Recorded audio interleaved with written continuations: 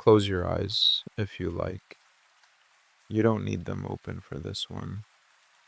Imagine a house built of timber and daub, its roof heavy with thatch, gone silver in the moonlight. It sits at the edge of a village that has no name you would recognize, somewhere in the damp, green heart of medieval Europe. It's late, the kind of late where the fire has dropped to a soft orange breathing thing in the hearth, and the family inside has already said their prayers, already barred the door, already done the small, quiet, half remembered rituals that stood between them and the dark. Because here's the thing you have to understand before we go any further. The people who lived in this house did not think of the world the way you do. They did not step outside into empty air and empty fields. They stepped outside into a world that was full, full of presence, full of watching.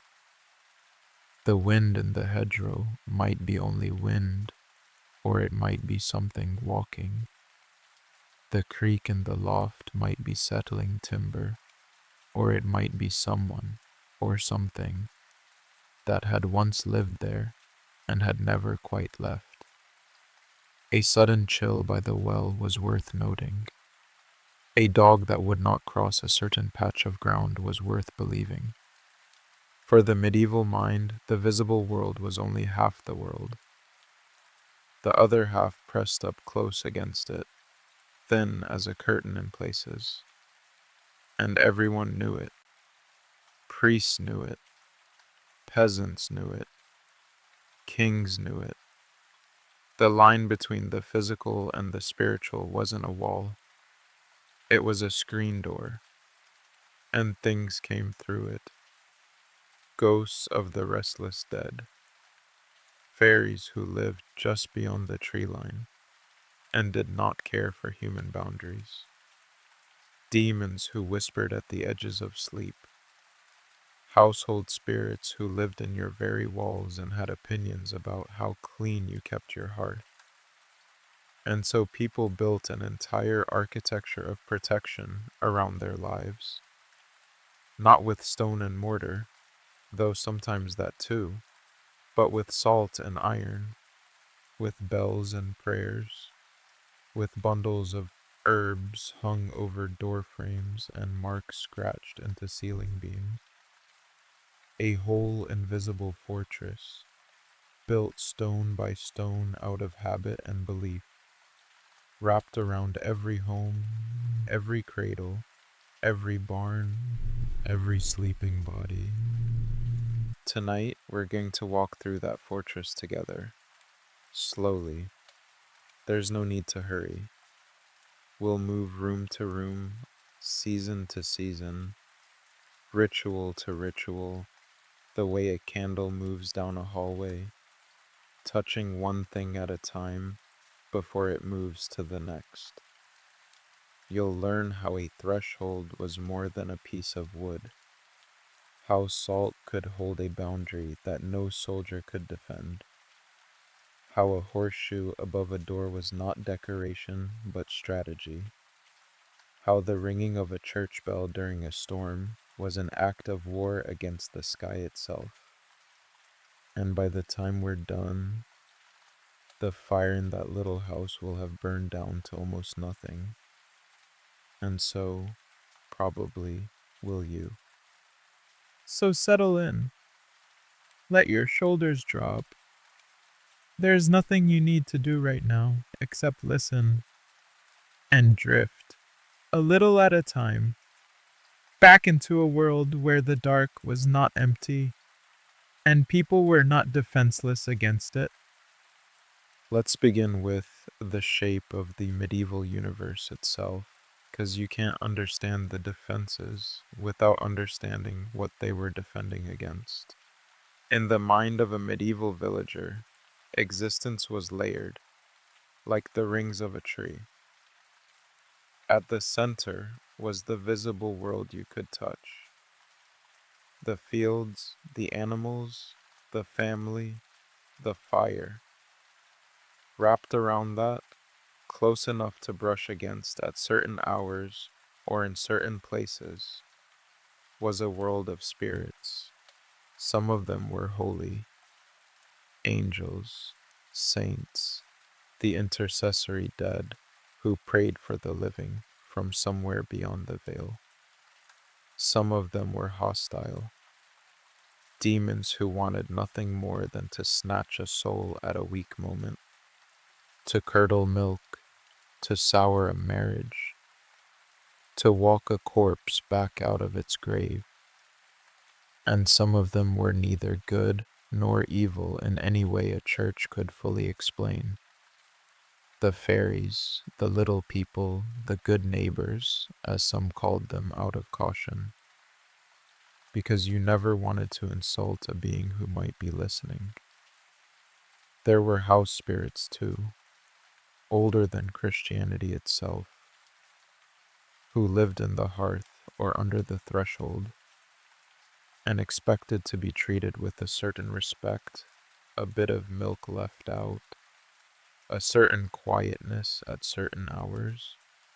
Layered again beyond all of that was the world of the dead themselves, not fully gone, not fully present, existing in some intermediate state that the church called purgatory, but which folk belief filled in with far stranger furniture.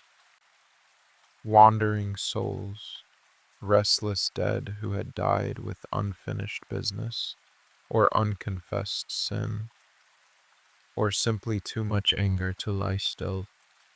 Revenants who might, in certain unlucky circumstances, rise from the grave in body as well as spirit, and trouble the living they had left behind. And running through all of these layers, binding them together and separating them at once, was the deep conviction that certain moments and certain places were thin. Twilight was thin, midnight was thin, the threshold of a house was thin, a crossroads was thin, the turning points of the year, the death of autumn into winter, the uncertain edge between winter and spring, these were thin beyond all others. At these seams in reality, the ordinary rules loosened, and whatever lived on the other side could reach through more easily than usual. Once you understand that the medieval world was built on this belief, that the unseen was not a metaphor, but a genuine, populated, pressing reality, every strange little custom starts to make sense.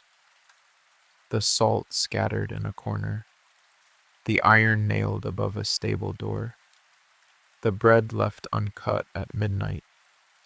None of it was superstition to the people who did it. It was maintenance. It was the daily, weekly, seasonal upkeep of the boundary between themselves and everything that wanted through.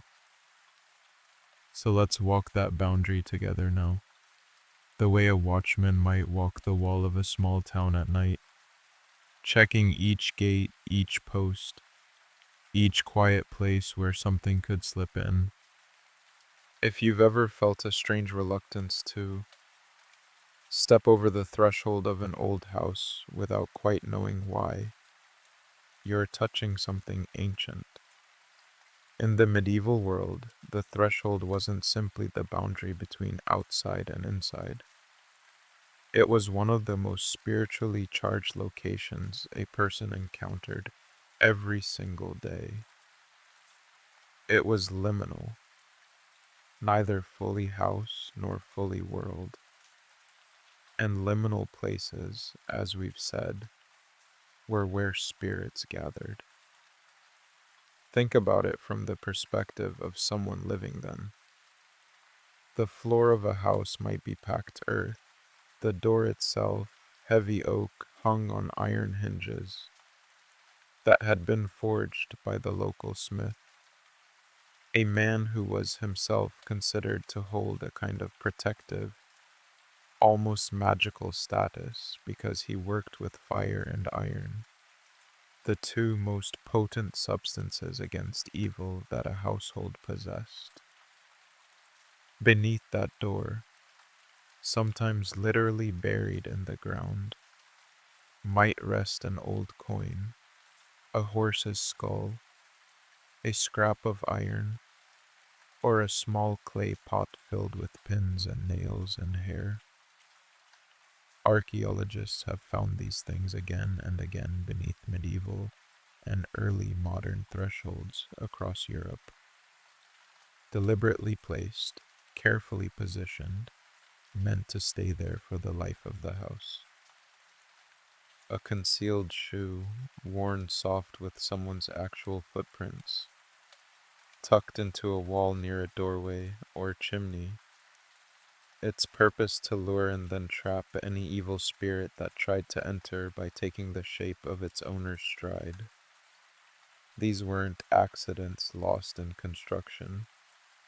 They were placed on purpose, hidden where no one would casually find them, guarding the seam of the house for generations after the person who buried them was dead and gone themselves. Above the door, especially in regions with strong folk tradition, you might find a horseshoe. We think of this today as pure decoration, a nice bit of country charm. But to the people who nailed it there, it carried real weight. Iron itself was believed to repel malevolent spirits. We'll come back to why in a moment. And the shape of the horseshoe, curved like a crescent, added the symbolism of the moon, of protection, of something that could catch luck the way a cup catches rain. There was even a careful debate, region by region, about which way the horseshoe should point. Ends up so the luck wouldn't spill out. Ends down so protection could pour over anyone walking beneath it.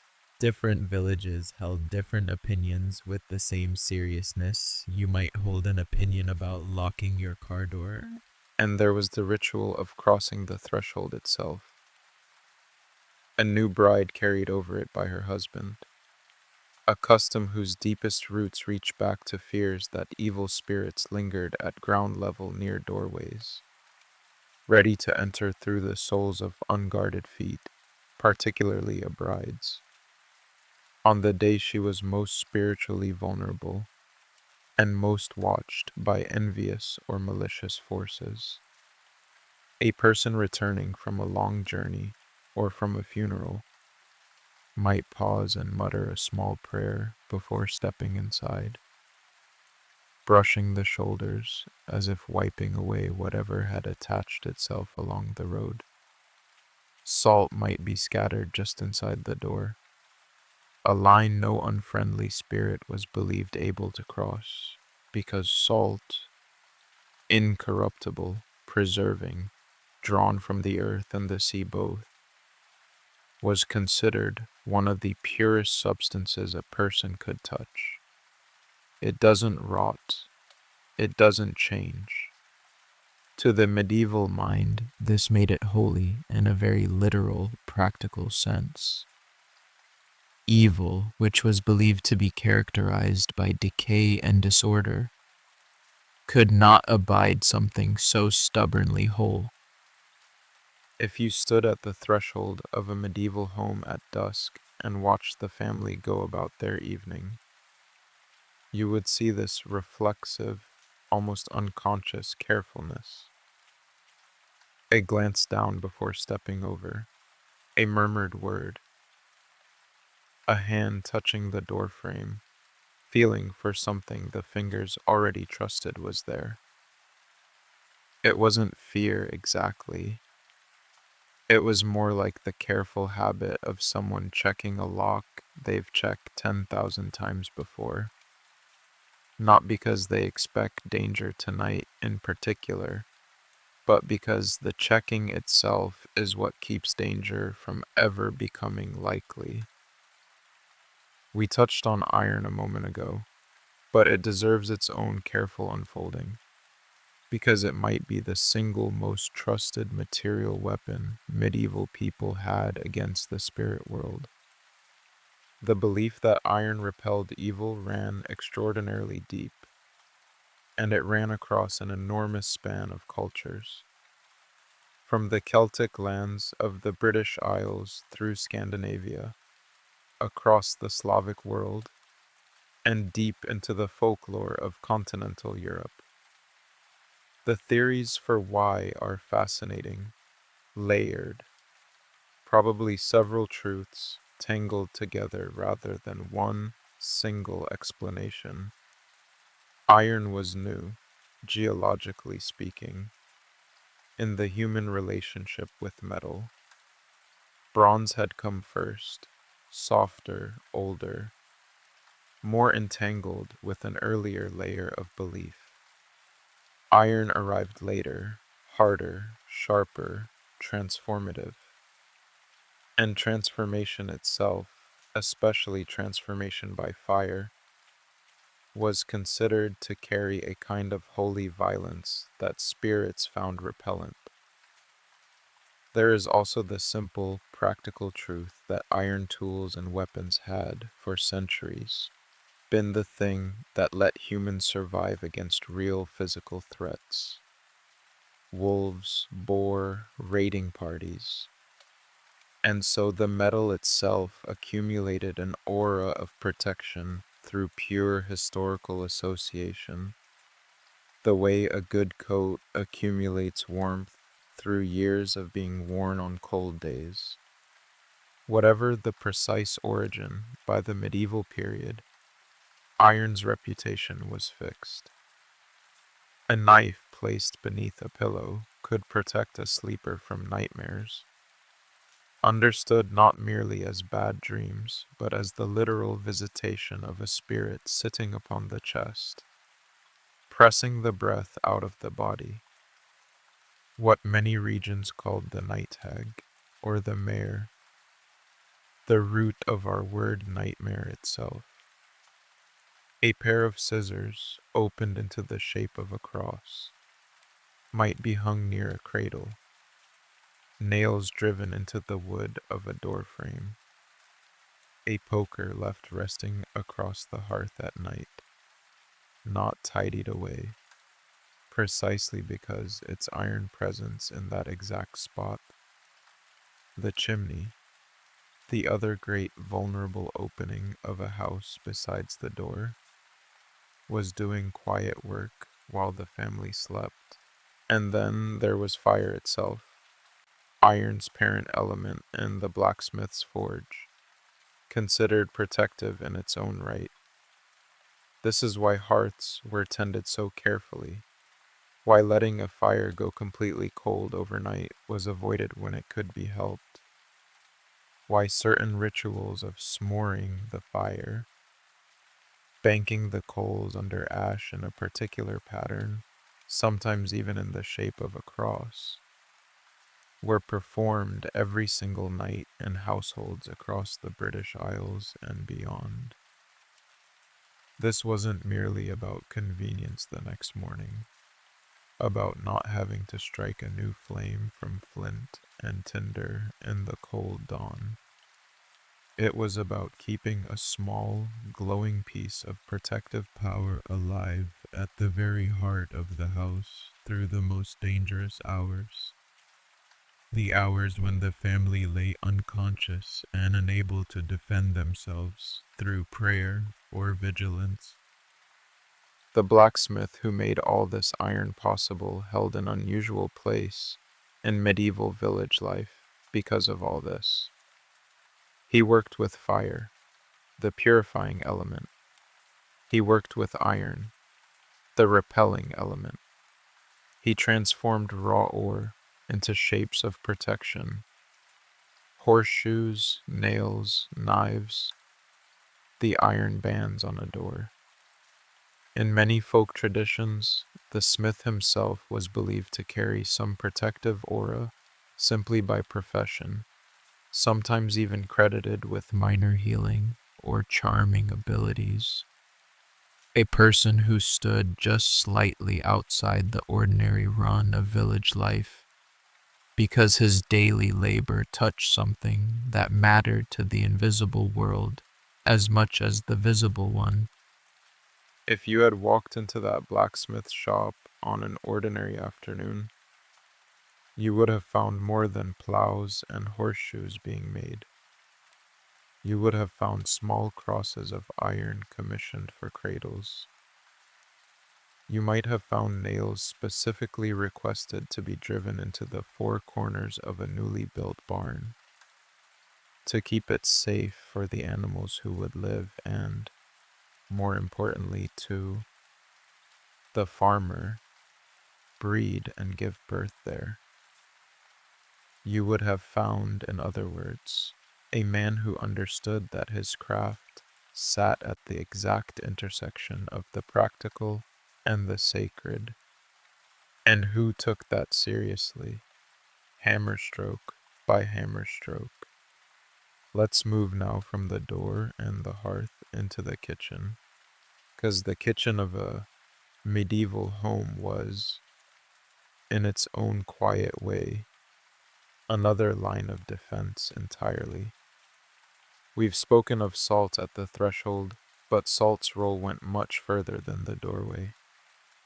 It was kept when a family could afford it, and salt was genuinely expensive for much of the medieval period, heavily taxed in many regions, a substance worth its own careful economy, in a special container, sometimes a shallow dish, sometimes a small wooden or ceramic box, and its placement at the table mattered enormously.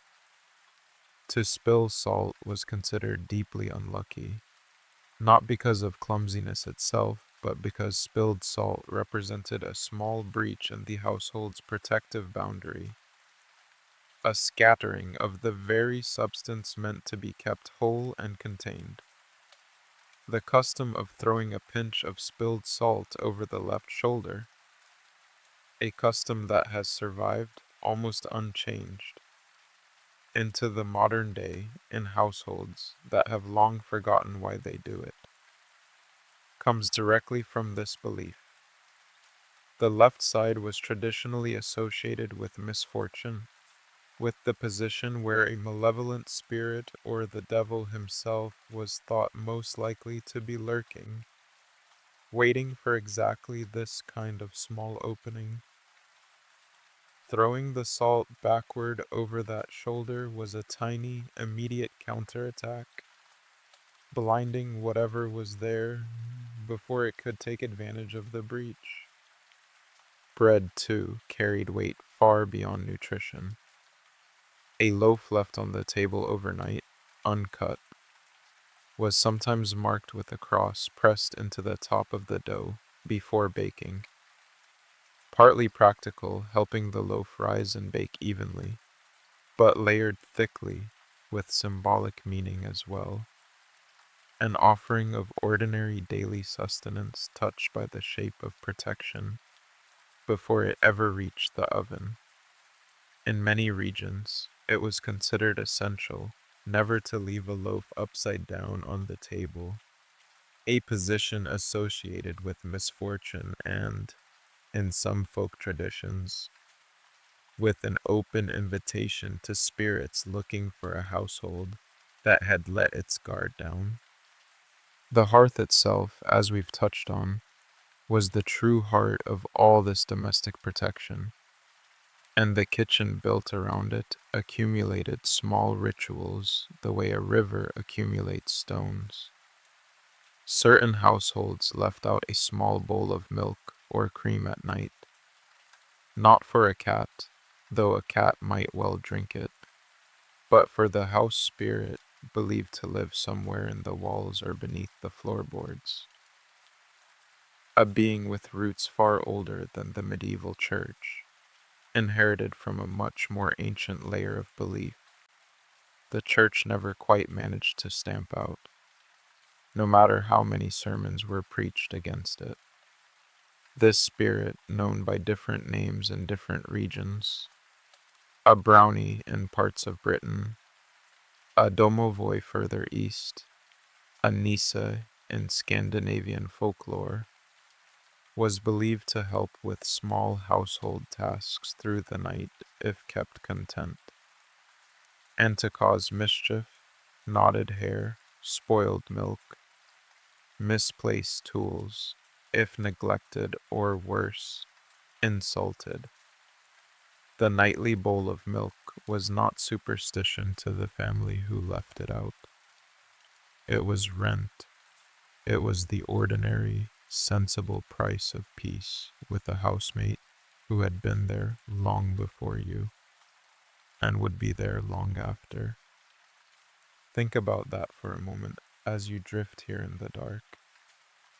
A family tired from a full day's labor, taking the time every single night without fail to set aside a small offering for something they could not see, would never see, and simply trusted was there, not out of terror, out of respect.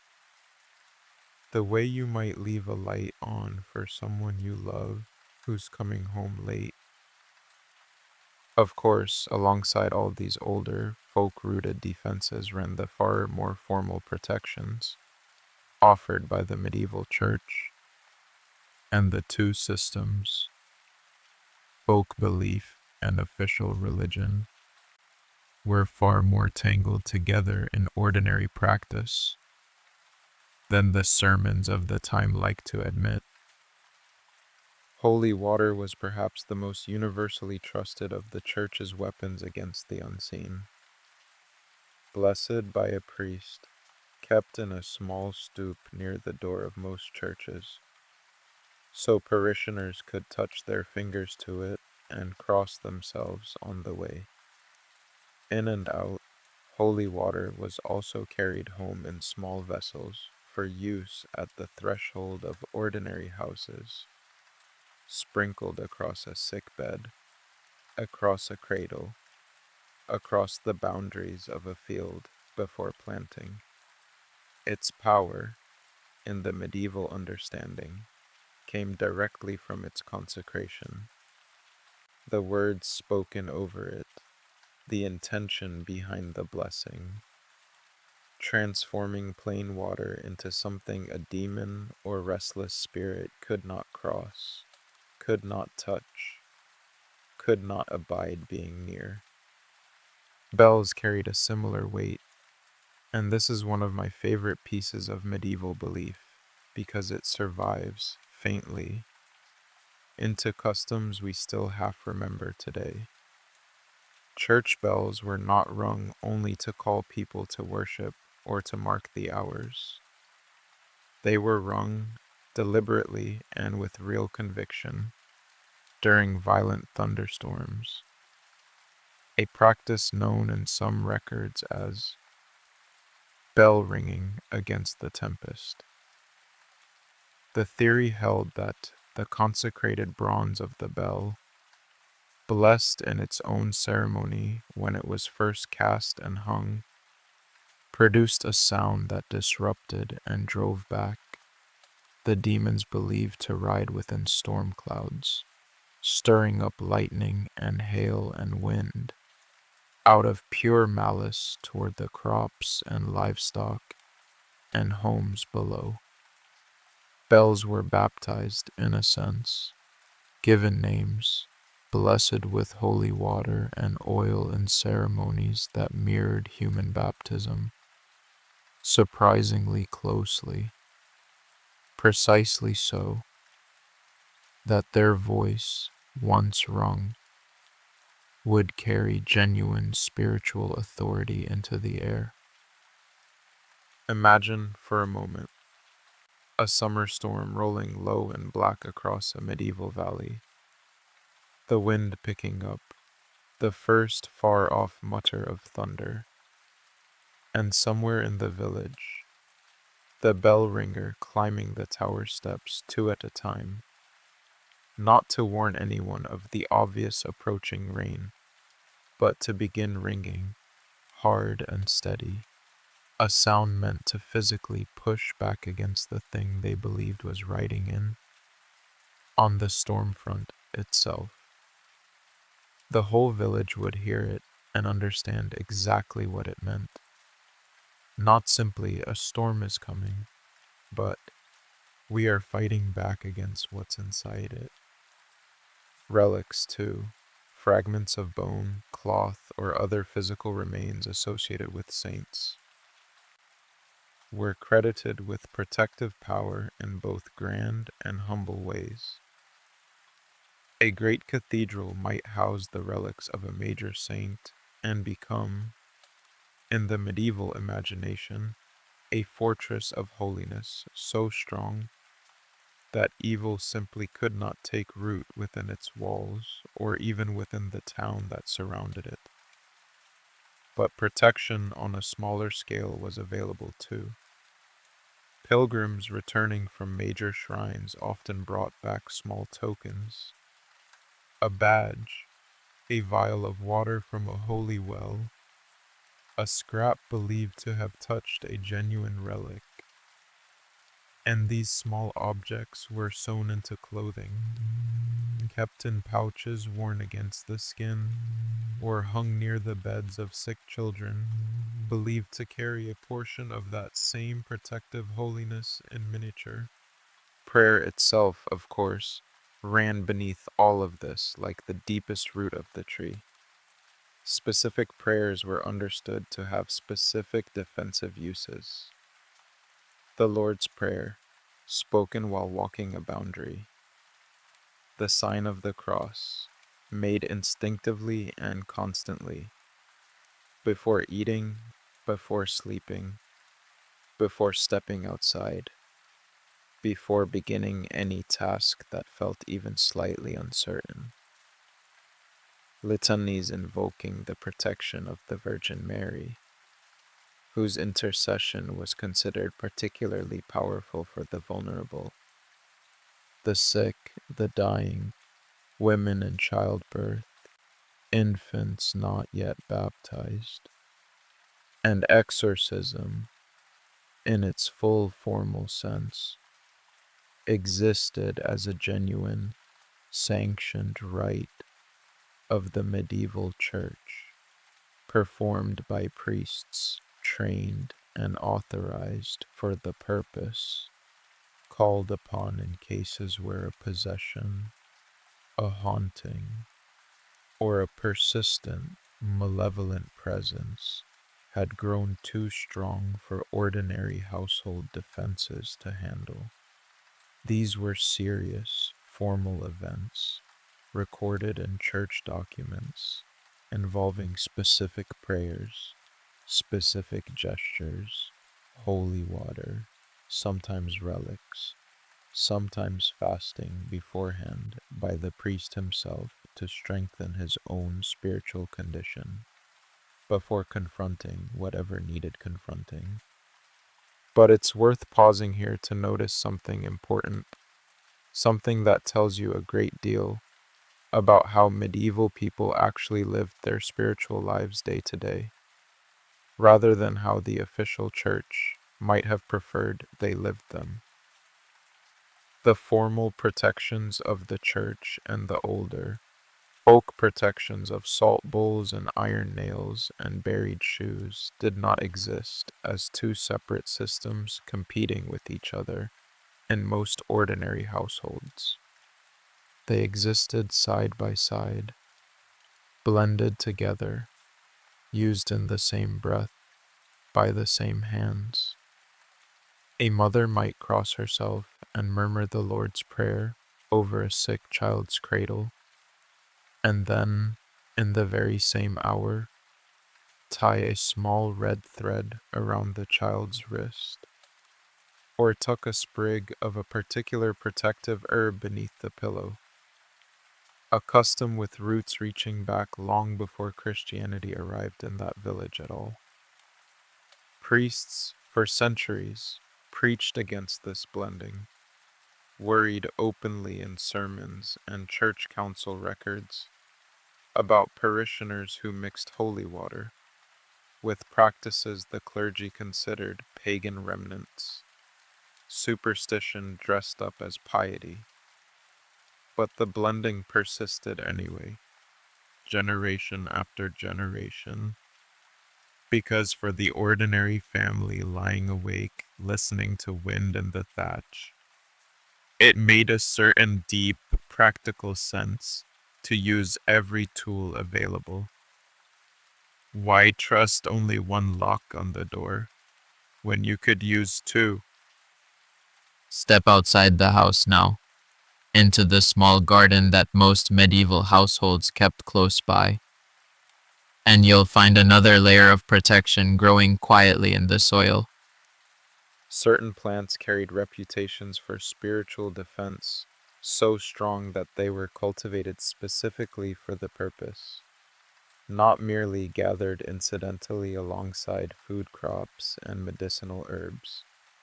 St. John's wort, named for John the Baptist, blooming bright yellow right around the summer feast day associated with him, which itself fell close to the old pre-Christian midsummer celebration, was one of the most trusted of all.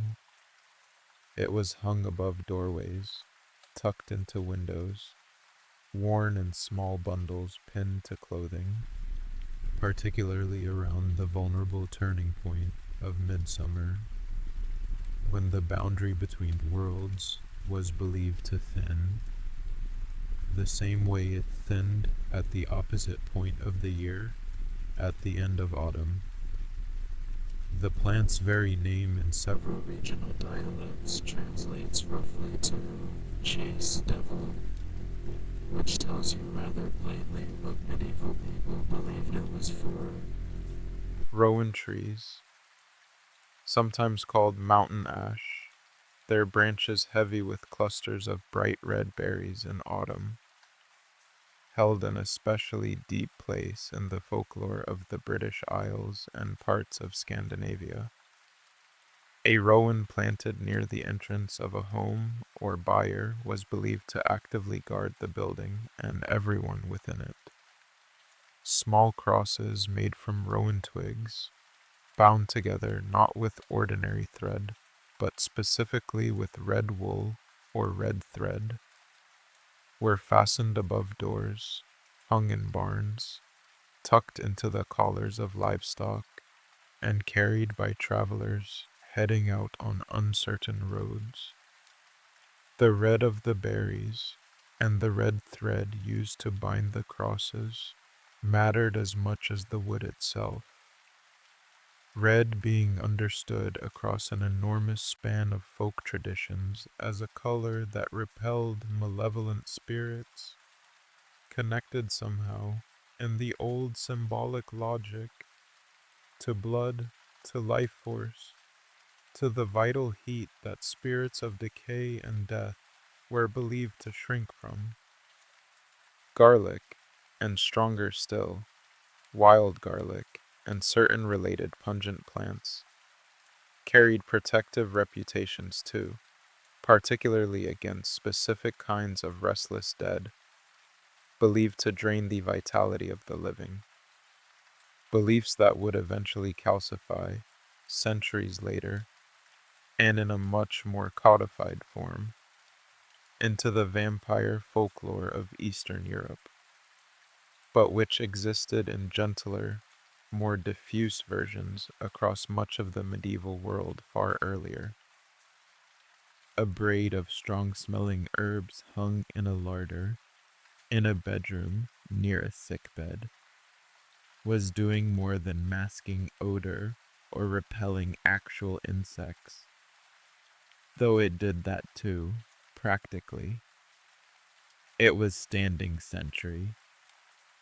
Juniper, burned as smoke in a sick room or hung in bundles from rafters, was trusted for its cleansing properties, its smoke believed to purify air that had grown spiritually heavy around a deathbed, around a birth, around anywhere illness had lingered too long.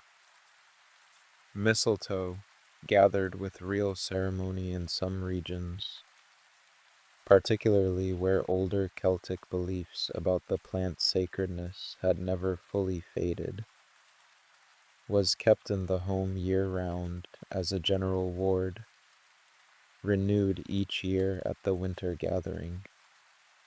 And there was the daily, unglamorous herb garden itself, rosemary by the door, said to keep away nightmares if placed beneath a pillow.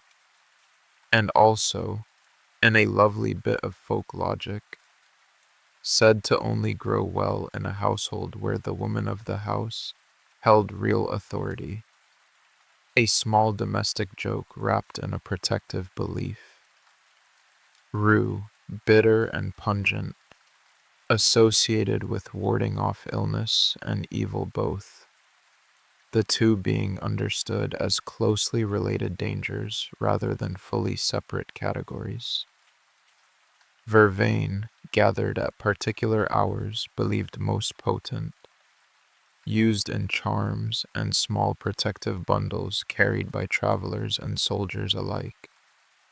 If you had walked through the kitchen garden of almost any medieval household on a summer evening, brushing your hand along the rows, you would have been walking through a living wall, planted and tended with the same seriousness as the vegetables meant to fill the winter larder. Protection and provision grown side by side, because to the people who tended that garden, there was no real distinction between the two. Keeping your family fed and keeping your family safe from what moved in the dark were simply two branches of the exact same daily labor. Now let's look up into the very structure of the house itself, because medieval builders left behind a form of protection that has only recently, in the last few decades, been properly understood and studied by historians and archaeologists. The practice of ritual protection marks, sometimes called witch marks or apotropaic marks, carved directly into the timber and stone of buildings. If you were to run your hand along a smoke-blackened beam in the loft of an old medieval barn, or trace your fingers across a stone near the fireplace of a manor house from this period, in many surviving buildings across Britain and continental Europe, you would find them. Small, deliberate scratched patterns, cut with a knife or a compass point directly into the wood or stone during or shortly after construction. Circles overlapping into flower-like shapes, sometimes called daisy wheels or hexafoils, drawn with a compass so precisely that they must have taken real time and care to complete. These marks were placed with clear intention at the vulnerable points of a building, around fireplaces and chimneys, near doors and windows, in roof spaces, anywhere that was understood as a potential entry point for something unwelcome. The reasoning behind the specific pattern of the daisy wheel seems to have rested on a kind of visual trap. A demon or malevolent spirit encountering the mark would, according to the underlying folk logic, be compelled to trace every line of the pattern before it could pass. And because the lines of a well-drawn hexafoil form a continuous, unbroken, endlessly overlapping path, the spirit would, in theory, become trapped, tracing the pattern forever, never able to complete the passage and get inside. Other common marks included the letters V and M, overlapping or intertwined, standing for Virgo Virginum, Virgin of Virgins, an invocation of the Virgin Mary's protection, carved directly into the bones of the house. Simple crosses, repeated parallel scratches, sometimes called burn marks when made with an actual candle flame held against the wood until it scorched, a practice that persisted for centuries, specifically around fireplaces and chimney openings, the two places in a house understood as most vulnerable to something entering by way of smoke and flame rather than door and window.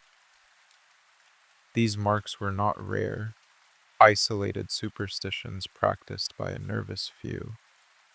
Research into surviving medieval and early modern buildings has found them in extraordinary numbers, clustered especially thickly around exactly the locations folk belief identified as most vulnerable: hearths, thresholds, and the small, dark spaces of roof timbers where a spirit might slip in, unseen and unnoticed by anyone below. Barns carried these marks as often as houses did, sometimes more so, because livestock were considered especially vulnerable to malevolent interference. A horse found lathered and exhausted at dawn, despite having been stabled quietly all night, was widely believed to have been ridden by a spirit through the dark hours, its mane found inexplicably knotted and tangled by unseen hands into small braids that no ordinary grooming could easily undo. Marks near stable doors and above stalls were meant to prevent exactly this kind of nocturnal mischief. What strikes me most about these marks, and what I hope settles into you a little as you drift here tonight, is how patient and how ordinary this form of protection was. Nobody carved a hexafoil into a beam in a moment of panic. This was slow work, done with a steady hand, done by someone who believed completely in what they were doing and had the time and the calm to do it properly. A carpenter finishing a new roof beam might pause, near the end of a long day's honest labor, and take out his knife and carve a small flower of overlapping circles into the wood before setting the tool down for the night. Not out of fear, out of the same unhurried thoroughness you might bring to locking every window of your own house before bed, checking each one in turn, not because you expect anything, but because it is simply what a careful person does.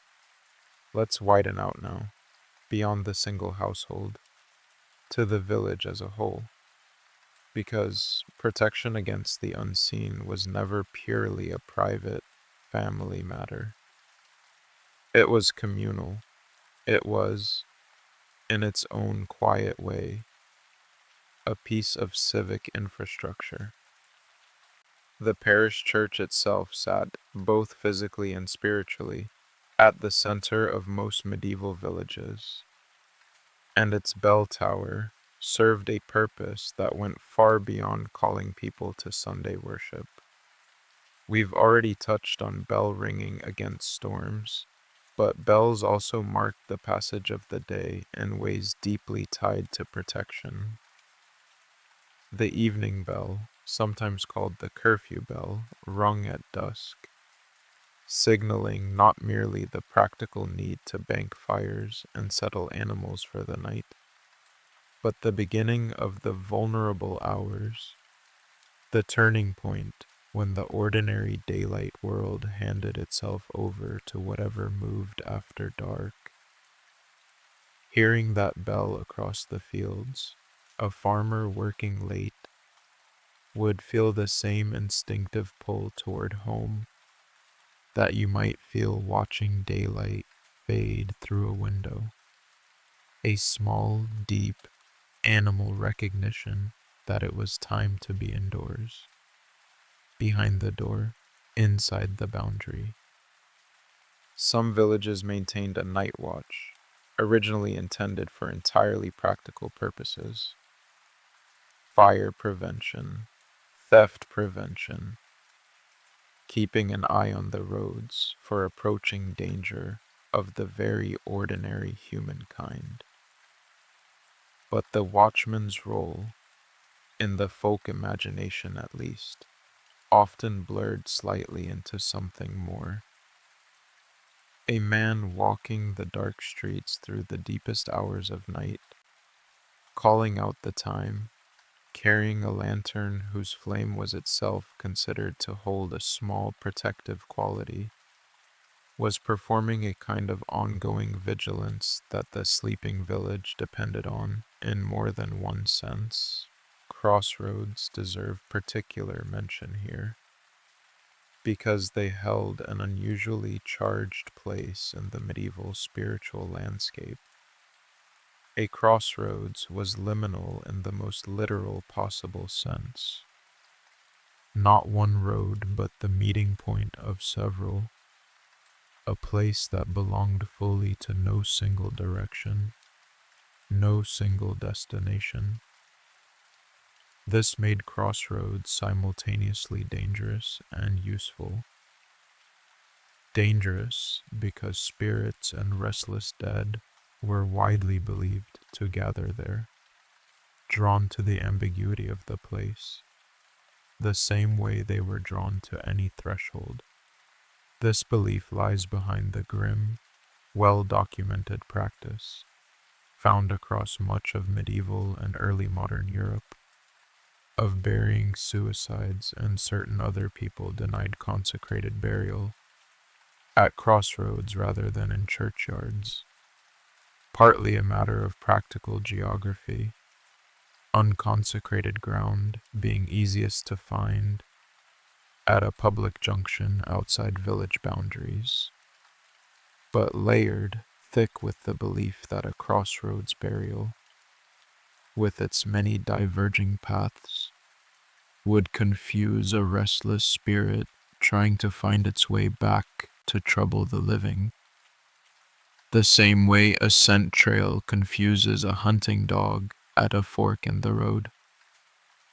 But crossroads were also, paradoxically, useful precisely because of this same liminal power.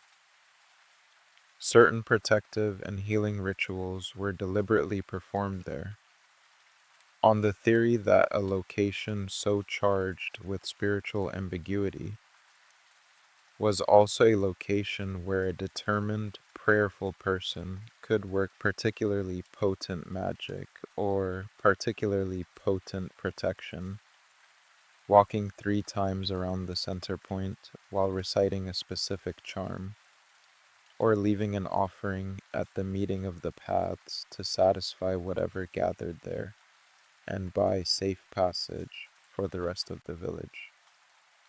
Nowhere did medieval protective practice concentrate more intensely than around infants and children.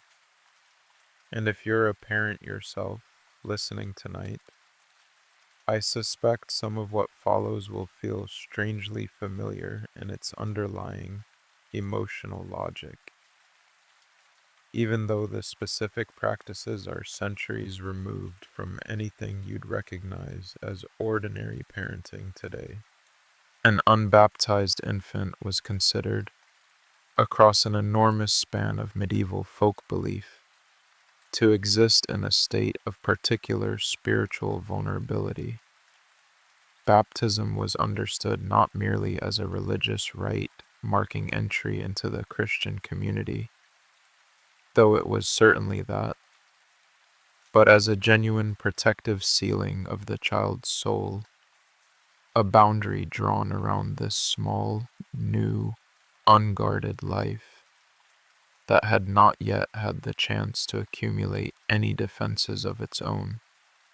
This is a significant part of why baptism was performed so quickly after birth in the medieval period, often within days, sometimes, in cases of a weak or sickly infant, within hours, not only out of theological concern about the child's eternal soul, should death come unexpectedly, though that concern was real and serious, but out of a deep, practical folk anxiety about the specific danger window between birth and baptism, a window during which the infant was considered most susceptible to being taken, harmed, or, in one particularly widespread and haunting strand of folklore, swapped.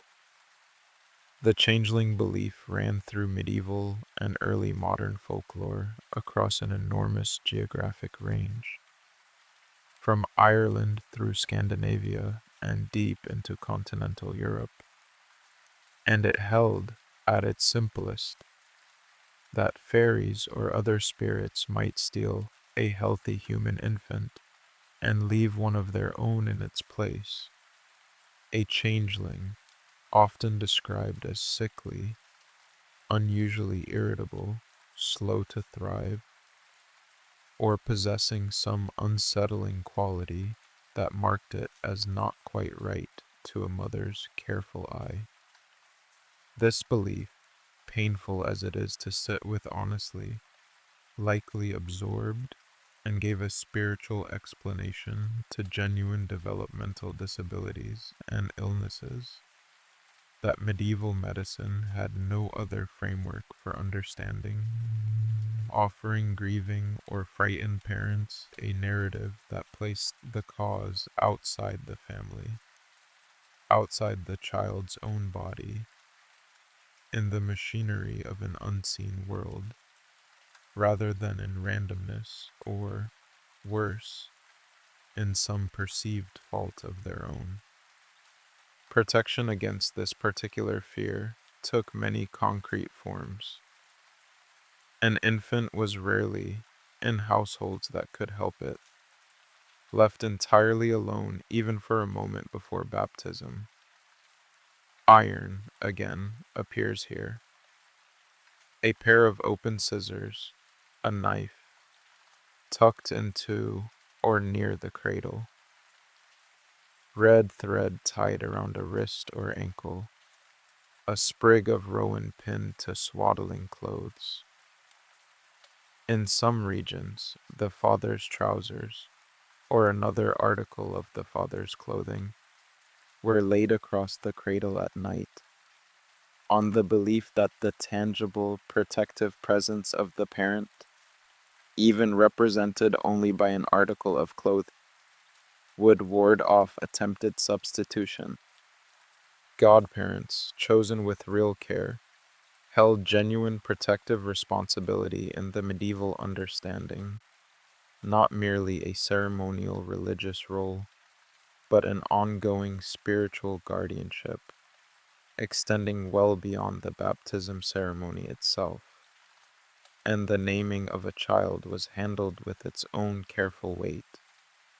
Delaying too long, or speaking a chosen name too freely before the baptism, was in some regional traditions considered to invite exactly the kind of unwanted attention parents were trying so hard to avoid.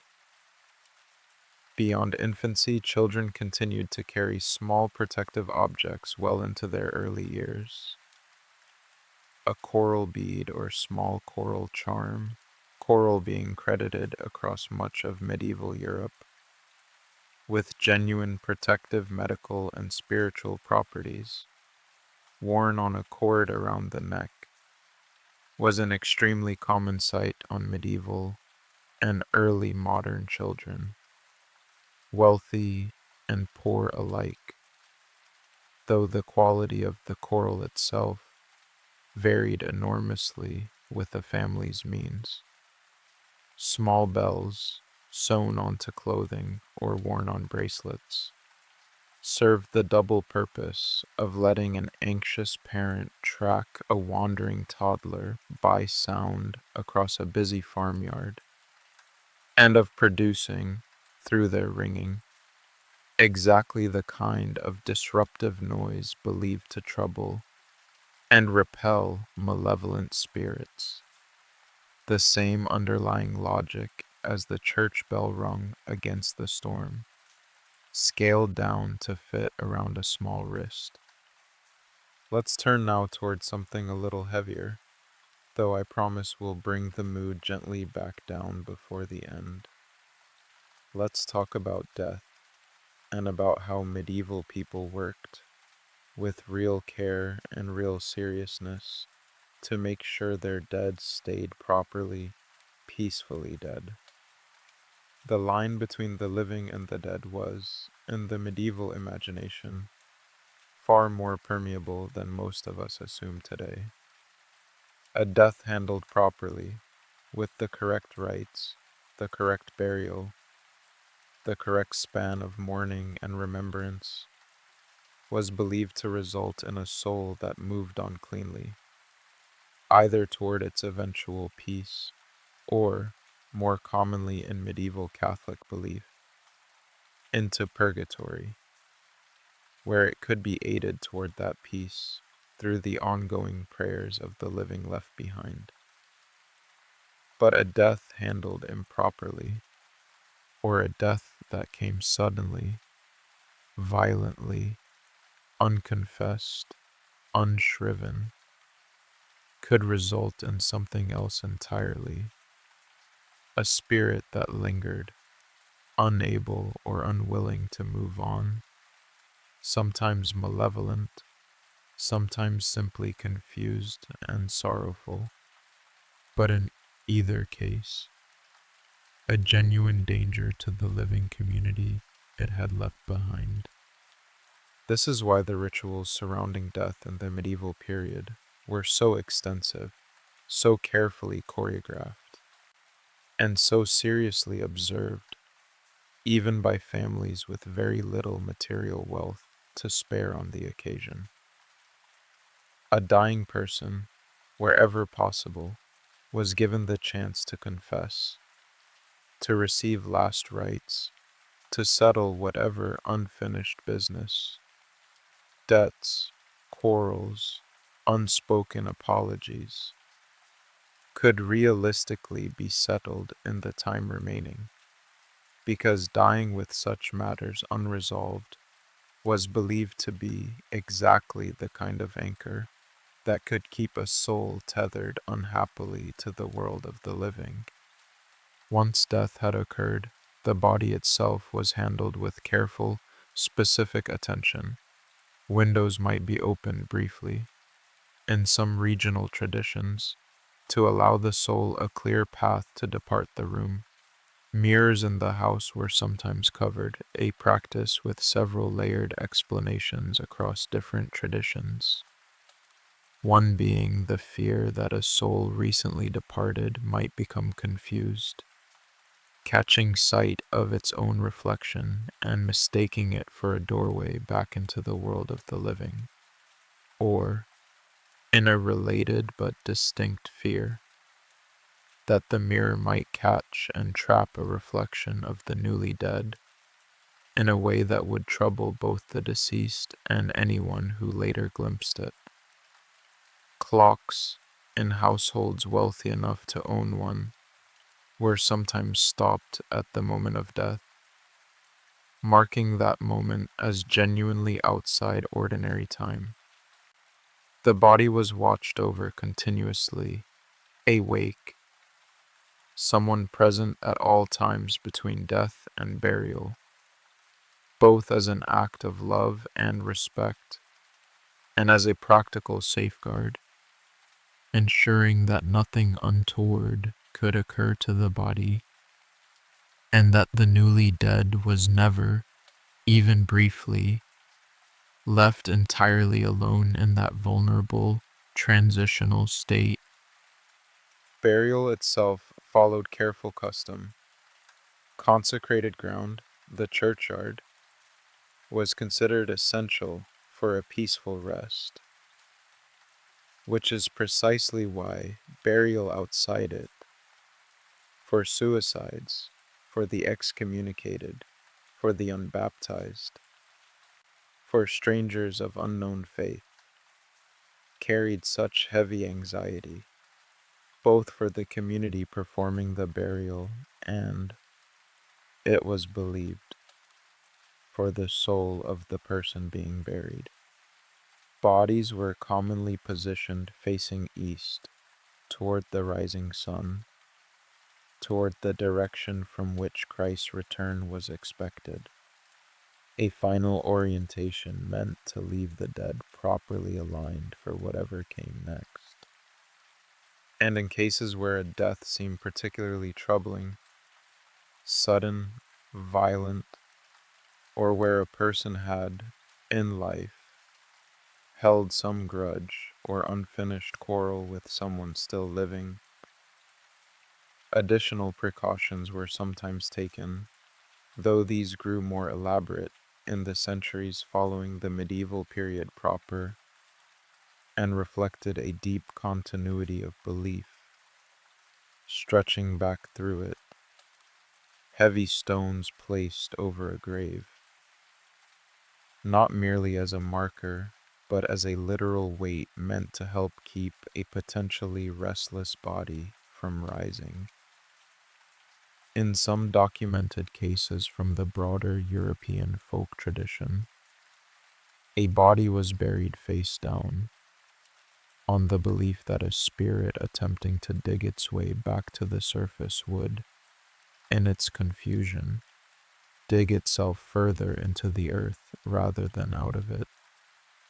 I share all of this not to unsettle you, but because I think there's something genuinely tender underneath even the strangest of these practices.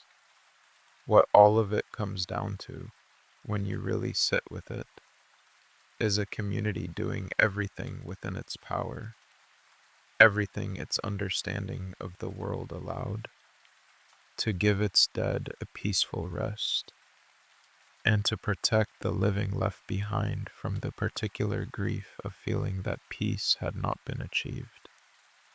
It's not really so different, is it, from the modern instinct to handle a death with exactly the right words, exactly the right small ceremonies, out of a feeling that getting it right matters, even if we can't always say precisely why.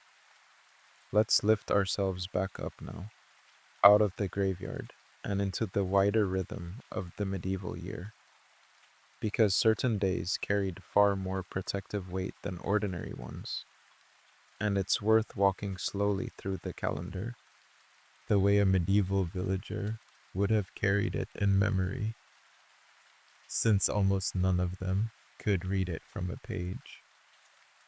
The end of October into the beginning of November marked one of the most significant turning points of the entire year, the old Celtic festival of Samhain, absorbed and reshaped by the Church into All Hallows Eve and All Saints' Day, but never entirely losing its older, deeper character in the folk imagination.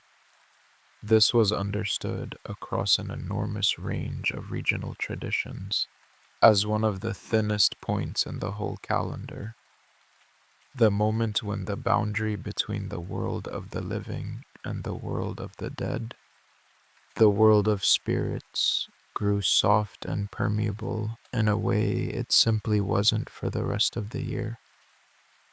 Bonfires were lit on hilltops, both a genuine practical light and warmth against the gathering dark of coming winter, and a specific protective measure, fire being trusted, as we've discussed, to hold back exactly the kind of presence believed to be wandering more freely on this particular night.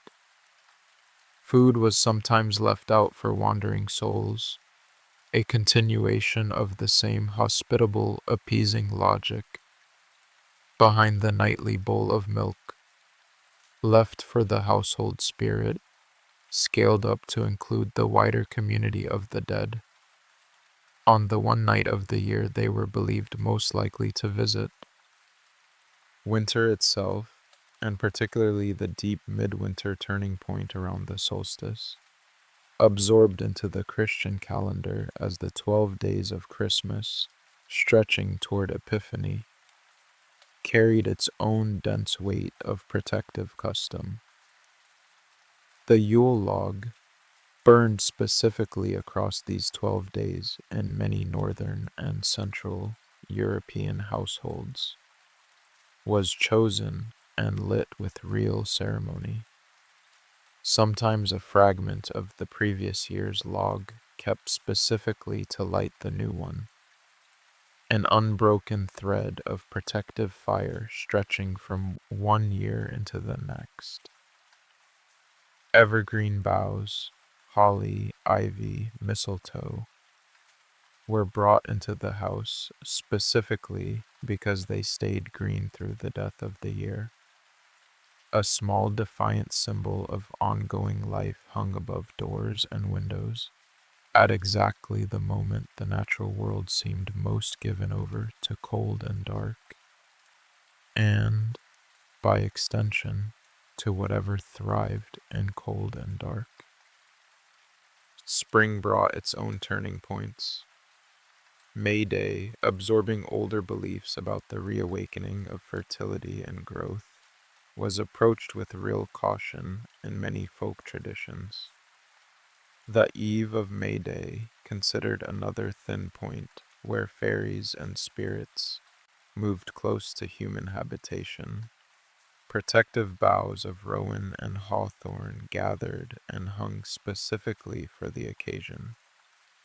Cattle driven between two bonfires in some regional customs, a purification meant to protect the herd for the coming season of pasture.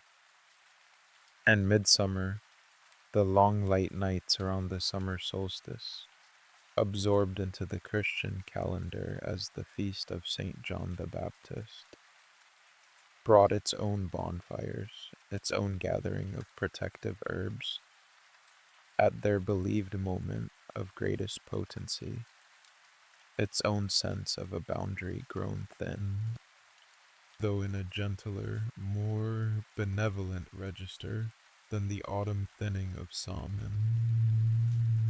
Midsummer's spirits were, in much folk belief, more mischievous than genuinely dangerous, more likely to lead a traveler astray for a night of confusion than to do real harm. What I want you to notice, drifting here in the dark yourself right now, is the underlying pattern beneath all of these separate festivals. Medieval people did not experience the year as an undifferentiated, flat stretch of days. They experienced it as a landscape with real texture, real high and low points, moments of genuine vulnerability requiring real vigilance, and moments of relative safety where the ordinary daily protections were enough. They knew, the way you might know which turns in a familiar road require extra care in fog, exactly when to be more watchful, and they prepared for those moments in advance, gathering herbs before midsummer arrived, laying in extra firewood before the deep cold of midwinter, tending the household protections with extra attention as October drew toward its close. No community, however well armed with salt and iron and prayer, felt entirely equal to every spiritual difficulty that might arise. And so nearly every medieval village, or cluster of villages, had access to someone who held a bit more specialized knowledge. The cunning folk, wise women, and wise men whose role sat in an interesting, somewhat uneasy space alongside both the official church and the ordinary household practices we've spent so much time on tonight. These were not, in the medieval popular understanding, witches in the sense the word would come to carry during the later, far more frightened and violent witch trials of the early modern period. A cunning woman or cunning man was, in the eyes of most ordinary villagers, a genuinely helpful figure, someone with deeper knowledge of herbs, deeper knowledge of specific charms and counter charms, sometimes the ability to identify the specific cause of an unusual misfortune, whether that misfortune stemmed from natural illness, from the mischief of the household spirit or the fairies, or, in more serious and more anxiously discussed cases, from the deliberate ill wishing of a malevolent neighbor. If a family's butter would not churn, if a cow sickened without obvious cause, if a child grew fretful and would not settle, if strange knocking sounds troubled the nights, a household might well seek out the local cunning woman before, or sometimes instead of, the parish priest, not out of any disrespect toward the church, but out of a practical sense that different problems called for different specialists. The same instinct you might follow today, deciding whether a particular ache calls for your regular doctor or a specialist referral. The cunning woman might offer a specific charm to be recited, a specific herb to be gathered under specific conditions, a specific counter ritual to reverse whatever ill fortune had taken hold. Payment was usually modest, often in kind rather than coin, a portion of the harvest, a length of cloth, a chicken. The relationship between these local specialists and the official church was genuinely complicated, shifting across regions and across the long span of the medieval period itself. Some priests worked alongside cunning folk with a kind of practical tolerance, recognizing their genuine usefulness to a frightened parishioner, even while privately, or sometimes not so privately, disapproving of practices that veered too far from sanctioned church ritual. Others preached firmly against them, warned parishioners away, treated their charms as dangerously close to the same forbidden magic condemned from the pulpit. But the cunning folk persisted anyway, deeply woven into the fabric of ordinary village life, precisely because they answered a need the formal church structure did not always meet quickly or flexibly enough for a family facing an urgent, frightening, immediate problem in the middle of an ordinary week. We should spend a little time, too, on the protections extended to animals, because a medieval household's survival depended entirely on the health of its livestock. And this dependence produced its own dense layer of protective custom around the barn and the byre. We've already touched on the phenomenon of a horse found sweated and exhausted at dawn, its mane tangled into small, inexplicable knots or braids. Hag-ridden, in the language of the time, believed to have been taken out and ridden hard through the night by a witch or spirit while its owner slept unaware. Protection against this specific misfortune involved much of the same toolkit we've already walked through: iron horseshoes and nails, rowan branches woven directly into a horse's mane or tail, small bells that would, it was hoped, wake the household with their ringing should anything try to lead an animal from its stall in the dark hours. Cattle, representing an even larger share of a family's wealth and survival than horses in most medieval agricultural communities, received particular attention. A cow that sickened suddenly, that gave thin or bloody milk, that refused to be milked at all, was a serious, frightening event for a household whose winter survival might genuinely depend on that animal's continued health. and such sudden illness was very often attributed, at least as a first working theory, before more mundane causes were investigated, to the ill will of a spirit or, in more anxious cases, a malevolent neighbor. Protective measures for the buyer mirrored those of the house itself, witch marks scratched near the entrance, iron nailed above the door, rowan crosses bound with red thread hung from the rafters, a bowl of milk sometimes left specifically at the threshold of the buyer rather than the house, appeasing whatever spirit was believed to have particular interest in the animals kept there.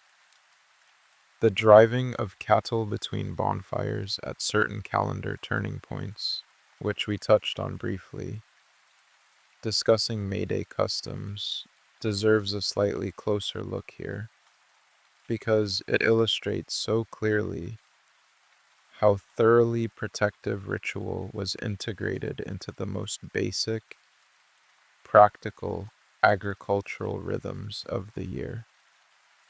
Moving livestock out to summer pasture was, in itself, an entirely mundane, necessary piece of farm management. But performing that move on a specific day, in a specific way, with the animals driven between two carefully built fires whose smoke was believed to carry cleansing, protective properties, transformed an ordinary agricultural task into a piece of genuine spiritual insurance for the season ahead, protecting the herd from disease, from straying, from the ill intentions of whatever unseen forces might otherwise trouble them across the coming months of open pasture, far from the more concentrated protections clustered around the home farmstead itself.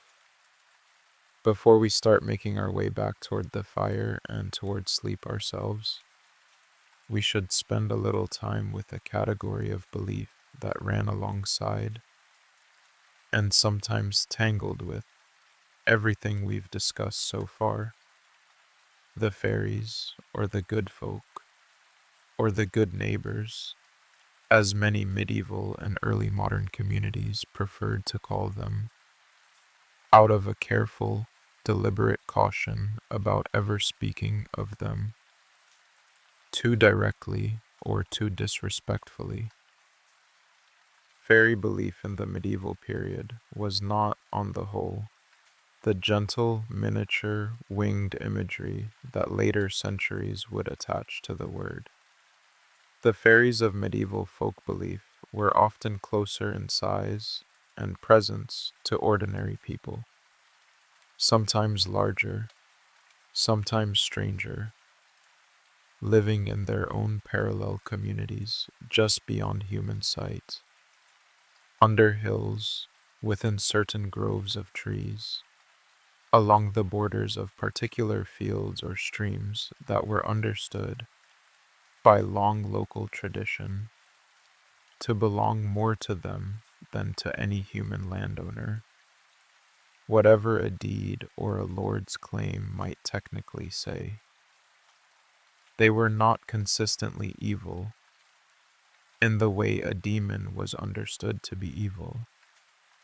They operated by their own logic, their own customs, their own sense of what was owed and what was owing, and the greatest danger they posed to ordinary humans came less from deliberate malice than from carelessness, from a human accidentally giving offense through ignorance of the correct etiquette, or from simple bad luck in crossing paths with them at the wrong moment, in the wrong place. Protecting oneself from fairy trouble, then, was less about outright repelling them the way one might repel a demon with holy water, and more about careful, ongoing diplomacy. Certain trees, particularly the hawthorn and British and Irish tradition especially, were understood to belong to the fairies in a real, practical sense. And cutting one down, particularly a hawthorn standing alone in a field, away from any hedgerow, was avoided with real seriousness across many generations. Farmers routinely working their plows carefully around a single ancient hawthorn rather than clear it, even when its position was genuinely inconvenient, because the risk of fairy displeasure was judged to outweigh the practical benefit of a slightly larger, uninterrupted field. Certain places were left deliberately undisturbed. Fairy rings, the naturally occurring circles of darker grass or mushrooms that we now understand as the result of underground fungal growth patterns, but which medieval and early modern folk belief attributed to the nightly dancing of fairy gatherings, were avoided, particularly at dusk and through the night, out of genuine caution about disturbing whatever might be using that spot. Certain hours were considered inadvisable for travel through particular stretches of road or woodland known by long-standing local reputation to be favored ground for the good folk.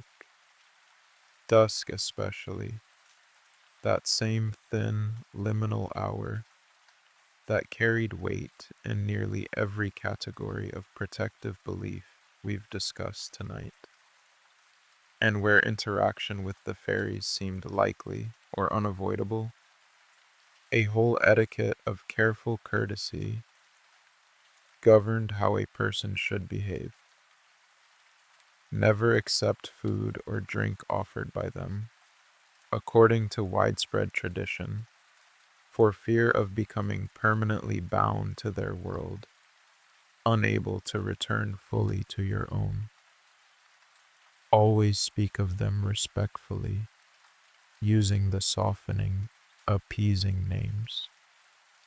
The good folk, the fair folk, the gentry, rather than any word that might carry an edge of disrespect, on the theory that they could hear themselves being spoken of even at a distance, and would remember unkindness.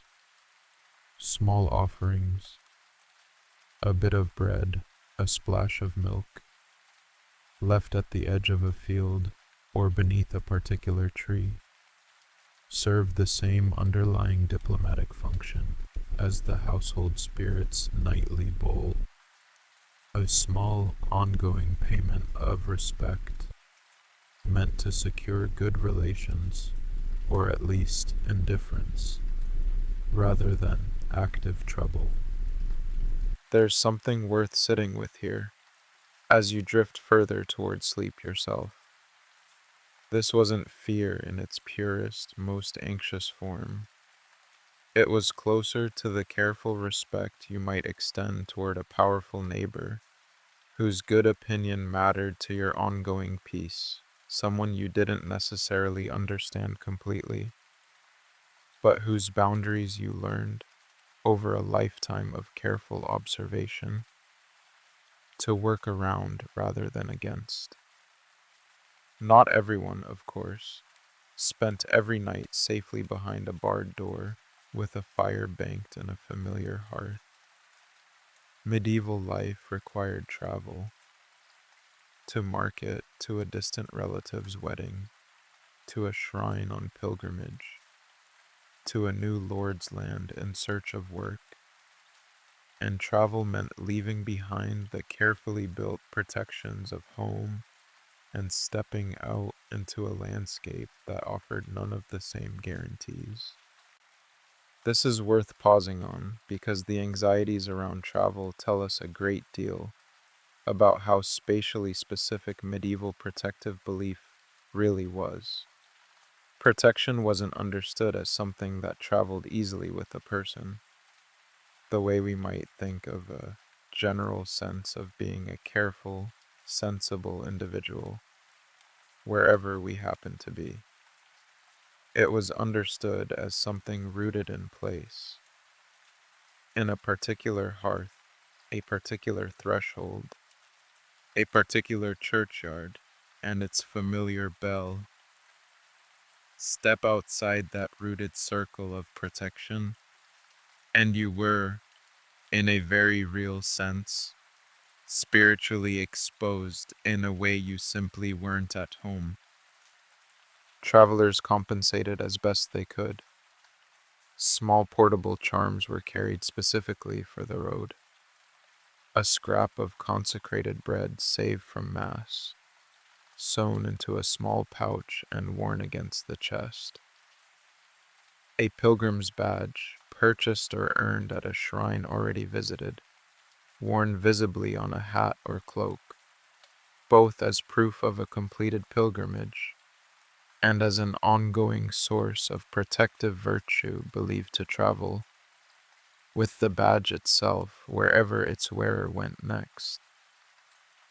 A small iron object, a nail, a folding knife, kept in a pocket or pouch specifically for the journey, doing on the road the same quiet work a horseshoe did above a settled doorway. Certain landscape features along a route carried their own reputation, passed traveler to traveler, the way road conditions or safe inns might be passed along today. A particular bend in a forest road known locally for strange lights or unaccountable sounds. A ford across a river where more than one traveler had reported a sudden, inexplicable chill or the sense of being watched from the far bank. A standing stone, ancient long before the medieval period itself began, standing alone in a field, that local custom insisted should never be touched after dark, never sat upon, never approached too closely without a murmured word of respect. Travelers moving through unfamiliar country relied heavily on local knowledge for exactly this reason, stopping to ask not only about the state of the road itself, but about anything unusual to watch for, anything best avoided, anything that called for a particular small courtesy as you passed. Crossroads, which we've already discussed as spiritually charged points within a settled village, took on an even sharper edge for a traveler moving through open, unfamiliar country, arriving at an unmarked junction with no comforting nearby church bell, no familiar neighbor's hearth, smoke visible over the next hedge. A traveler reaching such a crossroads at dusk might pause deliberately, say a short prayer, make the sign of the cross before choosing a path forward, treating the moment with a seriousness that had nothing to do with simple navigation and everything to do with safe passage through a point of genuine spiritual ambiguity. Inns and wayside shelters, where travelers gathered each evening to share the road with strangers, became natural clearinghouses for exactly this kind of practical, protective folklore. A traveler arriving footsore and cold at dusk would trade news of the road ahead for news of the road behind, and tucked into that exchange, alongside talk of a difficult ford or an unusually generous farmer willing to let travelers sleep in a barn, would be the other kind of warning too. Which stretch of the coming road to hurry through rather than linger on? Which old ruin just visible from the path was best given a wide, unremarked berth? Which local saints well, if you happen to pass it, was worth pausing at for a blessing before continuing on, since a little extra protection, gathered cheaply along the way, was never considered wasted effort by anyone who had ever spent a night alone on an unfamiliar road, listening to a wind that might or might not have been only wind. Merchants traveling regular routes, drovers moving cattle to distant markets, pilgrims walking weeks or months toward a distant shrine. All of them developed their own particular versions of roadworthy protection, shaped by the specific hazards and specific stretches of landscape their work required them to cross again and again. A drover moving cattle through high, lonely moorland country carried different concerns and different small protective habits than a merchant moving goods along a well-traveled river valley dotted with churches every few miles. But underneath the specific regional variation ran the same basic logic that governed every other protection we've walked through tonight. An honest, clear-eyed acknowledgement that the world held real uncertainty, paired with the deep, practical human refusal to meet that uncertainty with empty hands. We should sit for a while too, with how medieval communities understood and responded to illness, because sickness, and especially the sweeping, terrifying epidemics that periodically moved through medieval Europe, sat squarely within this same framework of visible and invisible danger, met with the same blended toolkit of prayer, herb, and careful ritual. Illness in the medieval understanding rarely had a single, simple cause, the way modern medicine would eventually identify one. A fever might be understood through the physical framework of the four humors, inherited from ancient medical tradition, and still taught and practiced by trained physicians throughout the period. An imbalance of blood, phlegm, black bile, and yellow bile requiring correction through diet, bleeding, or specific herbal remedies.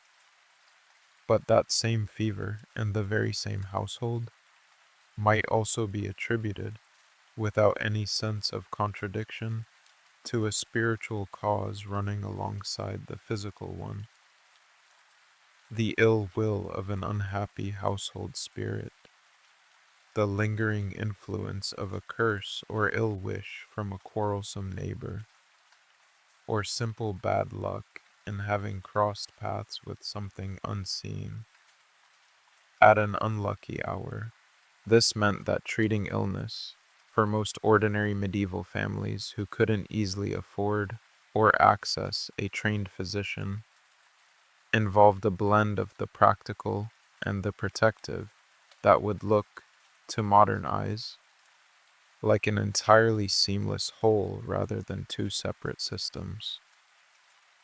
A sick child might be given a genuinely effective herbal remedy: willow bark for fever, chamomile to settle a troubled stomach, remedies whose practical medical value we now understand and, in some cases, still use, while simultaneously being tucked beneath a blanket with a small protective charm sewn into the hem, prayed over with genuine devotion, and perhaps visited by the local cunning woman for a specific counter charm believed necessary to address whatever unseen cause lay beneath the visible symptoms.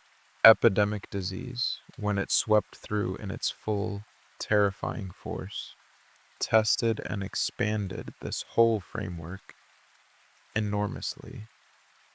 The plague, arriving with devastating force in the middle of the 14th century, and returning in periodic waves for centuries afterward, was met with every tool medieval society possessed: religious and folk protection layered thickly together in communities desperate for anything that might hold the sickness back.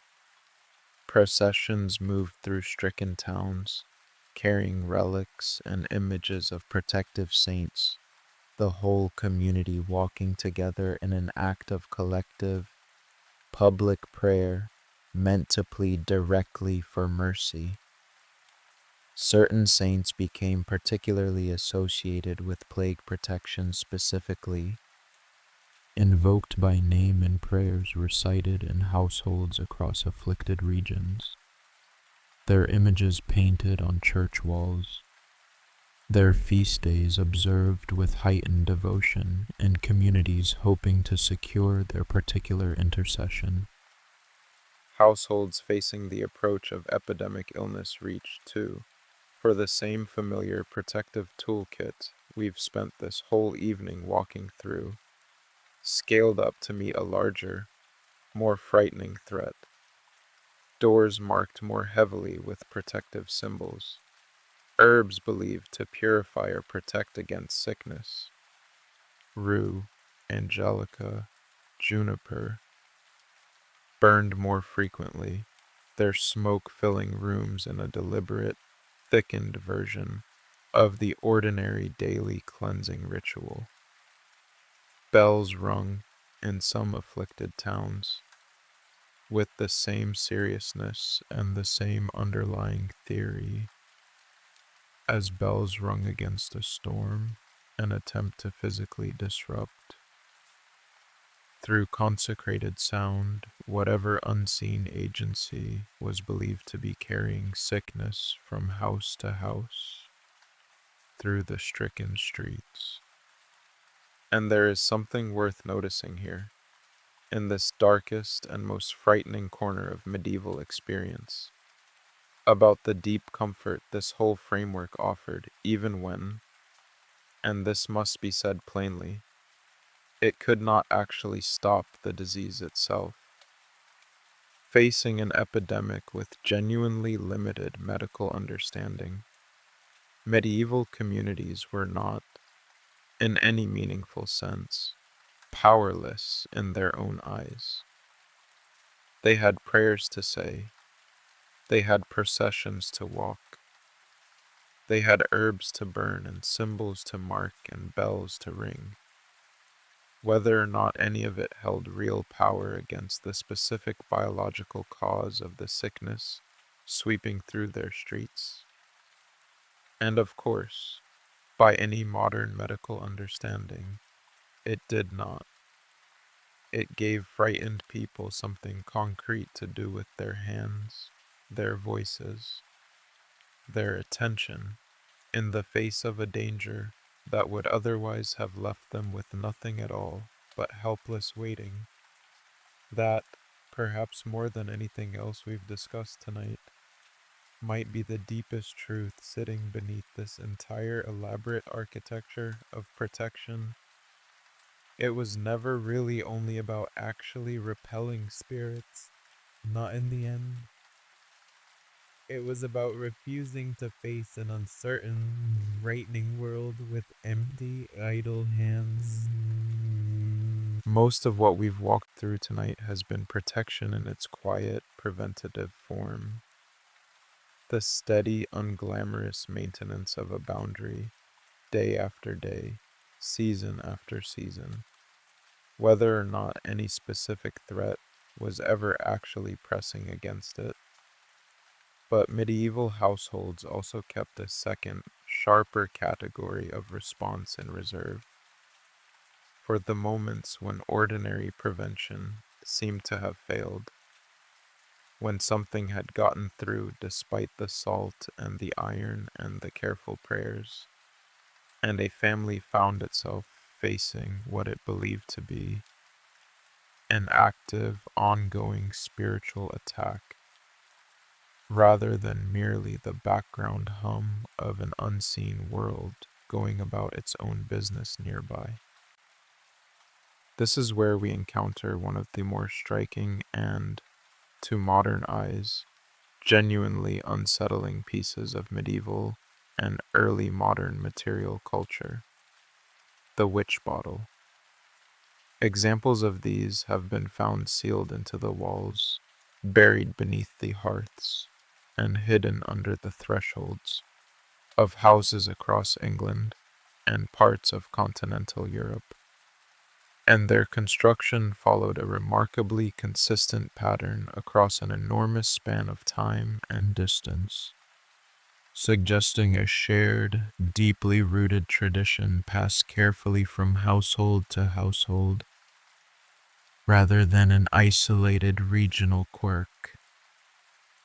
A witch bottle was typically a small ceramic or glass vessel filled with a very specific combination of ingredients. Iron, in the form of bent pins, nails, or small pieces of scrap metal, formed the core of nearly every example. Iron's protective reputation carried directly into this more concentrated, deliberate form. Human hair and fingernail clippings, usually belonging to the person believed to be afflicted, were added on the theory, drawn from a much older and widespread strand of folk magic, that a curse or ill wish, once cast, formed a kind of invisible thread connecting the caster to the victim, and that, including a genuine physical part of the victim's own body, and the counter charm, would draw that thread back toward its source, rather than leaving it to continue its work unchallenged. Urine from the afflicted person was frequently included as well, following the same underlying logic of using something intimately connected to the sufferer to redirect the attack. The bottle, once filled and carefully sealed, was either buried, most commonly beneath the hearth or just outside the threshold, in exactly the same vulnerable, liminal locations we've discussed all evening, in connection with other protective measures, or, in a more dramatic and more actively confrontational version of the ritual, heated over a fire until it grew hot enough to crack or, in some accounts, to genuinely shatter.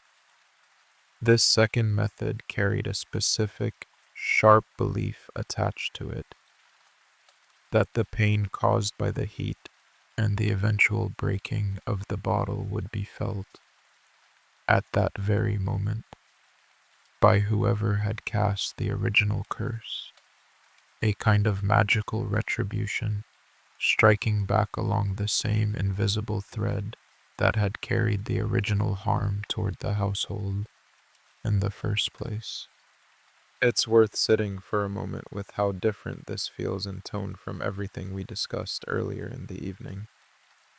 The rowan cross above the door, the bowl of milk left for the household spirit, the daisy wheel carved patiently into a roof beam. These were all defensive, ongoing, almost meditative in their steady repetition. The witch bottle, particularly in its heated, shattering form, was something else. It was aggressive. It assumed a specific, identifiable enemy, a person, not merely an abstract force of misfortune, who had deliberately caused harm and who deserved, in the eyes of the afflicted family, to feel some measure of that harm returned. This tells us something important about how medieval and early modern communities actually understood misfortune in its most personal, most painful forms. Illness that struck without any obvious natural cause, a sudden run of failed harvests, a child who would not thrive despite every ordinary care, These were not always attributed to the impersonal machinery of fairies or restless spirits going about their own business. Sometimes, and often in cases of particularly bitter local quarrels, they were attributed directly to a specific neighbor, believed, rightly or far more often, quite wrongly, to have deliberately wished harm upon a rival household out of envy, old grudge, or simple malice.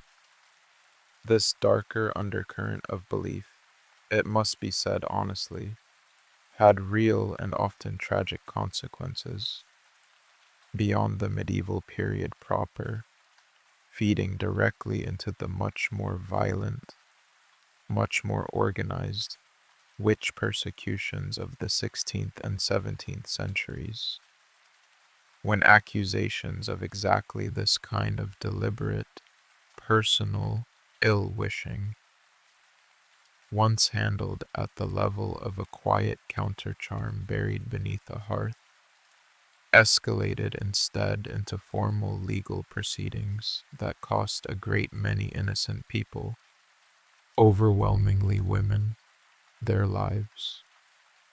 It's a heavy thread running underneath the gentler, more atmospheric protective customs we've spent most of tonight exploring, and it deserves to be named honestly rather than smoothed over, because the same deep human impulse that produced a comforting bowl of milk left out for a household spirit could, under the wrong pressures of poverty, of fear, of genuine unexplained tragedy, repeating itself in a small, tight knit community, curdle into something that caused enormous, undeserved suffering to real people.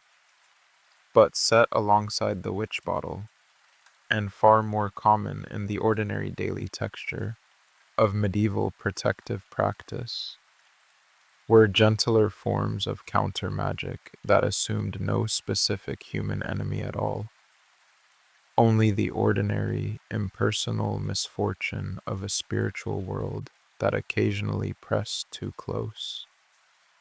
A written charm, a specific short prayer, or a string of protective words, sometimes including the names of saints, sometimes including phrases whose original meaning had been half forgotten and preserved more for the remembered comfort of their sound than for any precisely understood content, could be carried folded small in a pouch or sewn into the lining of a garment, meant to counter general bad luck rather than any deliberately cast curse. A cunning woman consulted about a sickly cow or an unexplained run of bad fortune might offer, instead of a dramatic bottle-based counterattack, a simple ritual of reversal, turning a garment inside out and wearing it that way for a day, walking backward around a specific boundary while reciting a charm, burning a small bundle of specific herbs at the threshold, and letting the smoke drift through every room of the house in a deliberate, sweeping motion, meant to gather up and carry away whatever unwelcome influence had taken hold. What ties all of this together, the gentle and the sharp, the preventative and the retaliatory, is a consistent underlying conviction that ran through every single practice we've explored this evening.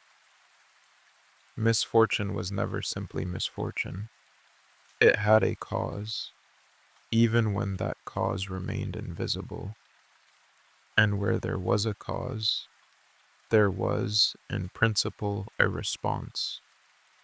Nothing needed to simply be endured in helpless silence. A family facing hardship, however severe, however frightening, still had recourse.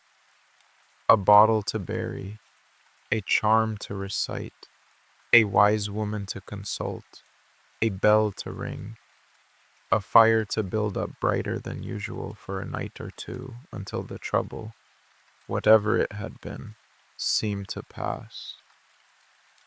This is, when you really sit with it, a remarkably resilient way to move through a genuinely uncertain and often genuinely dangerous world.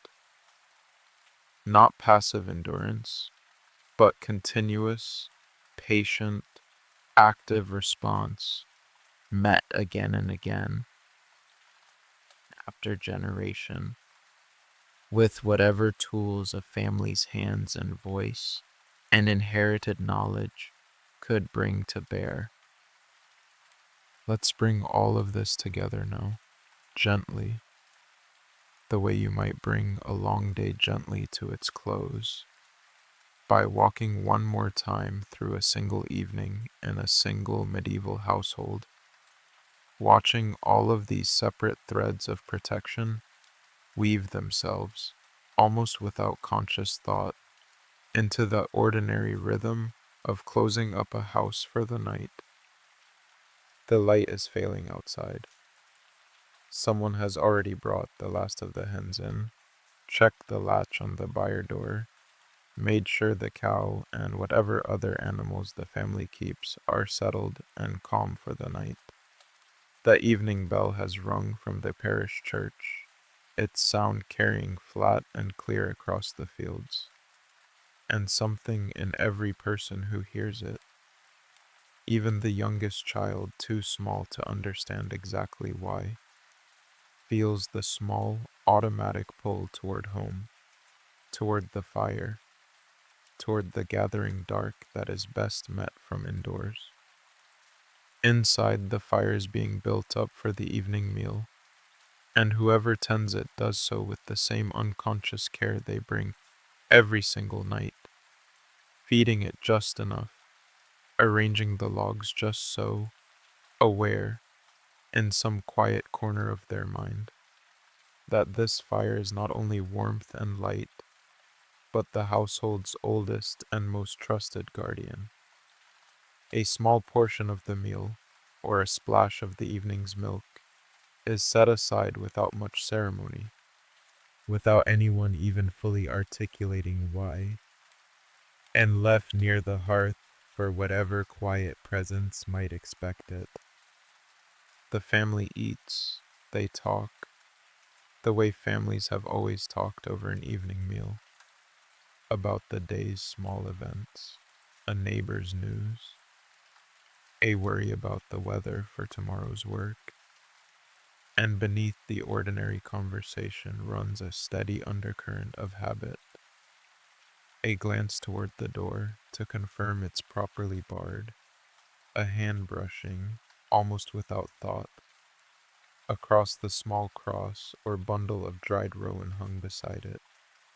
A child is settled toward bed, and before sleep, someone, a mother most likely, though it could as easily be a grandmother, an older sibling, murmurs a short prayer over the child, traces the sign of the cross gently on the small forehead, tucks a familiar small charm, a coral bead, a scrap of red thread, close against the child's skin beneath the blanket.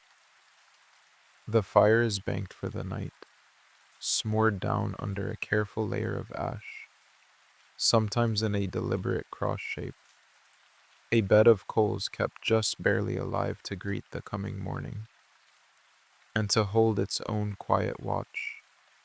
Through the hours, no one in the house will be conscious to keep watch themselves. The poker or some other piece of iron is left resting where it always rests, close to the hearth, close to the most vulnerable opening in the whole structure of the house. And then, one by one, the family settles onto their beds, close together for warmth in the cooling night air. the youngest children tucked nearest the fire's last warmth, an elder perhaps nearest the door, a position that in many households carried its own quiet significance. An older, more experienced presence positioned closest to the most watched boundary of the house. Outside, the wind moves through the thatch, through the branches of whatever rowan or hawthorn stands near the gate, through the tall grass at the edge of the field where, perhaps, something that isn't wind moves too, unseen, unbothered, respecting. For tonight at least, the small, patient, carefully maintained boundary that this family has built around themselves out of salt and iron, out of prayer and rowan wood, out of habits handed down so many times from so many mothers and fathers before them that no one in the house could quite say any more where the practice had first begun.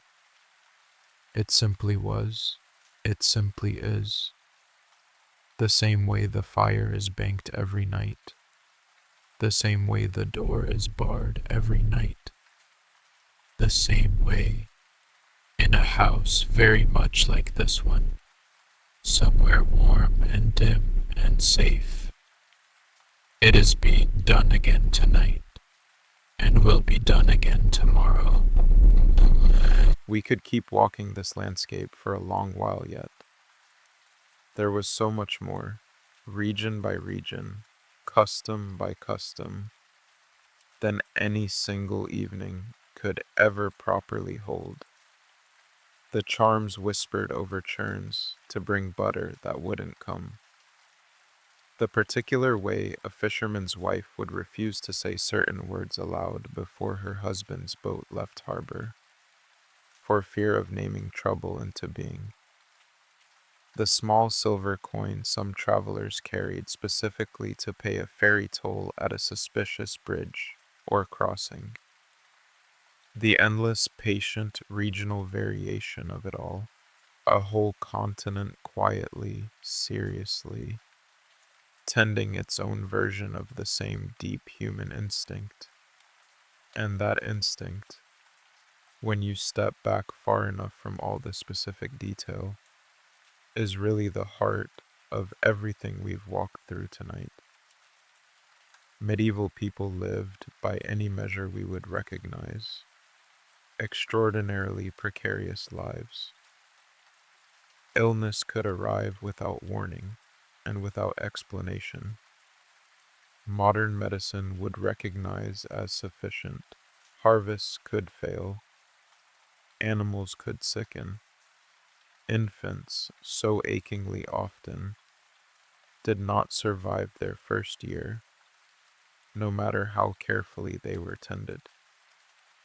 Faced with all of that genuine, daily uncertainty, people built, patiently, generation after generation, an entire structure of meaning and action around it. Not passive fear, but active practice. Something to do with your hands and your voice and your attention every single day that made the uncertain world feel, if not controlled, then at least met, answered, held at a respectful, workable distance. There's a version of this in your own life too, even now, even with everything you understand about the world, that a medieval villager never could have. The habit of checking a lock twice before bed, the comfort of a particular routine before sleep, the same few steps in the same order, because something in you finds a kind of safety in the repetition itself. The way you might, without quite believing in luck in any literal sense, still knock on wood, still avoid walking under a ladder, still feel a small flicker of unease at a spilled salt shaker, before your rational mind catches up and dismisses it. These aren't foolishness, they're the same deep root, still growing quietly under everything, that once produced a rowan cross bound in red thread above a cottage door. The house we've spent this evening inside of is long gone now, of course. Its timber rotted back into soil centuries ago, its stones scattered or built into some later wall, its family's names forgotten by everyone but, perhaps, a few careful lines in a parish record somewhere, if that. But the fire they kept, and the salt they scattered, and the iron they trusted, and the small quiet bowl of milk left out every night without fail, all of it was never really about the specific objects at all. It was about the simple, human, endlessly repeated act of saying, gently, to a dark and uncertain world, before closing your eyes, not tonight. We are watched over. We are held. We are safe here, inside this small circle of light we have built for ourselves, for one more night. So let the fire in that little house burn down all the way now, into the barest, softest glow of embers, banked deep under their careful bed of ash, holding their quiet warmth through hours no one will be awake to see. Let the rowan branch above the door sway, just slightly in a wind that means nothing at all tonight. That is only wind, only the ordinary, gentle motion of leaves settling for the night alongside everyone else. You don't need to keep watch. That work has already been done for you, tonight and every night, by hands that finished their labor centuries ago but left behind somehow the same soft, settled feeling you're sinking into now. The door is barred, the salt is scattered, the threshold is crossed and closed behind you. Whatever moves out there in the dark, beyond the last low light of the coals, has no claim on you tonight. If you found some comfort in this slow walk through an old protected house, you're welcome to let the algorithm know with a quiet tap of a thumb before your eyes close all the way. Leave a word in the comments if you like, telling us what kind of dark surrounds you tonight, wherever you're listening from. And if you'd like to come back and walk through another old world with us again, you might consider subscribing so the next quiet evening finds you without you needing to go looking for it. But none of that needs to happen right now. Right now, there's only the fire settling lower and the wind outside doing nothing more than being wind. And the old, old feeling passed down through more households than anyone could ever count, that for tonight, at least, you are safe and warm and held inside a circle someone lit a long, long time ago and never quite let go out. Rest now, the watch is kept. Morning will come on its own, the way it always has.